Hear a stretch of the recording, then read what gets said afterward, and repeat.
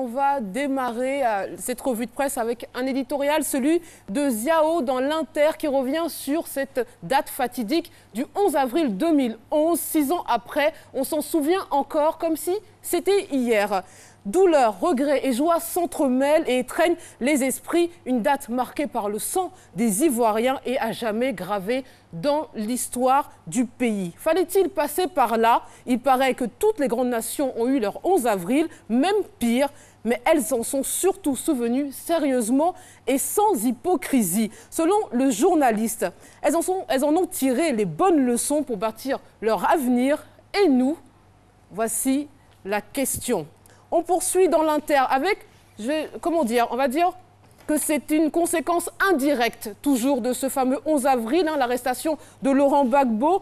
Dans l'Inter, le président guinéen Alpha Condé, en visite à Paris, veut évoquer avec François Hollande, au nom de plusieurs présidents africains, le sort de l'ex-président ivoirien. Alors l'idée portée par le Guinéen Alpha Condé, le Nigérien Mamadou Issoufou, le Malien Ibrahim Boubacar Keïta et le Burkinabé Roch Marc Christian Kaboré serait d'œuvrer pour une liberté conditionnelle de Laurent Gbagbo. L'article rappelle que ces 4 chefs d'État africains avaient parlé du cas de Gbagbo au président français en marge du sommet Afrique-France qui s'est tenu en janvier à Bamako, puis lors des récents passages à Paris. Et dans une réponse au journal Le Monde, François Hollande nous dit de manière concise: Alpha Condé a évoqué la situation avec moi, rien de plus. La CPI travaille en toute indépendance, mais à la vérité, c'est qu'il est hors de question pour l'Élysée d'intervenir politiquement dans un dossier judiciaire. Le président français n'a que faire des considérations pour M. Gbagbo. Lorsqu'il était premier secrétaire du Parti socialiste,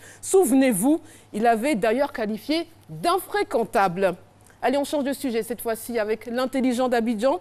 De passage à Paris pour des raisons professionnelles, Amaral Fofana, opérateur économique de Daloa, a rendu visite dimanche dernier aux migrants ivoiriens du squat d'Aubervilliers, qui est en région parisienne. Alors, des membres et responsables de l'association des sympathisants solidaires des Ivoiriens de la diaspora ont présenté la situation lamentable des 170 pensionnaires de ce squat occupé en guise de lieu d'hébergement provisoire. Alors, les lieux sont insalubres, nous disent mes confrères journalistes qui sont rendus sur place. Il n'y a pas d'eau courante, les toilettes et les douches sont inexistantes et uniquement 2 pièces à coucher pour 170 personnes. Voici une des réalités qu'on ne met pas souvent à jour ici.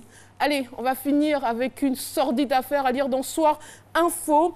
C'était samedi dernier aux alentours de 18 h qu'un Malien, le jeune Dambélé Oumar, a déboulé dans les locaux de l'hôpital général de Grand Bassam.